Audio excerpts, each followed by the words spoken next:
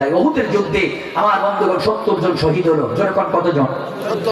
68টা লাশ পাওয়া গেছে, 2টা লাশ এখনো বাকি। নবীজি খুঁজতেছেন 2টা লাশ কোথায়। একটা লাশ হলো আল্লাহর নবীর আপন ছোট হযরতে আমির হামজার লাশ, আর একটা লাশ হলো আল্লাহর নবীর একজন সাহাবী হযরতে হামজা রাদিয়াল্লাহু তাআলা আনহুর লাশ। নবীজি সাহাবায়ে কিরামদেরকে বললেন, তোমরা তন্ন তন্ন করে খুঁজে দেখো কোথায় আছে আমার এই 2 জনের লাশ। আমার মুসলমান ভাইরা বলতে বলতে একজন মহিলা হাত মোজা পা মোজা পরা নবীর সামনে বসে, ইয়া রাসূলুল্লাহ হাবিবাল্লাহ, কিছুদিন আগে আপনি তো বিবাহ পড়াইছেন, খেজুর ছড়াইছেন, আমি হযরতে হানজালার স্ত্রী, ইয়া রাসূলুল্লাহ আমার স্বামী নাকি শহীদ হয়ে গেছে আমি শুনলাম।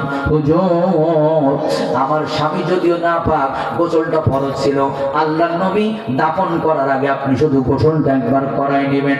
বলতে না বলতে জিবরাইল আলাইহিস সালাতু ওয়াস সালাম হাজির, এসে বলে, ইয়া রাসূলুল্লাহ হাবিবাল্লাহ হানজালার গোসল দেওয়া লাগবে না, আমরা ফেরেশতারা তাকে তৃতীয় আসমানে নিয়ে আমার আল্লাহর হুকুমেই জমজমার পানি দিয়ে তাকে গোসল করাও দিছি। ভাইজানেরা আমার নবীজি ডেকে বললেন, সাহাবীরা দেখো মাথার চুল দিয়ে এখনো টপ টপ টপ টপ করে পানি পড়তেছে।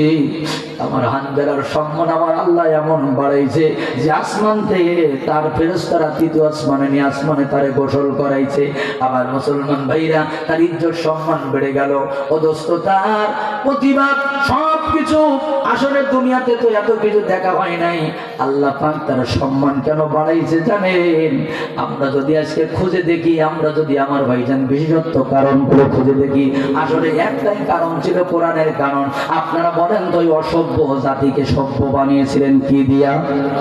নিকৃষ্ট জাতিকে উৎকৃষ্ট বানিয়েছিলেন কোরআন দিয়া।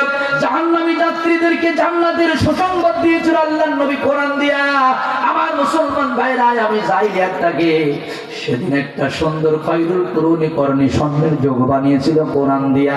আজকে সেই কোরআন বলেন তো আমাদের কাছে আছে না নাই? আর জোরে বলেন আছে না নাই?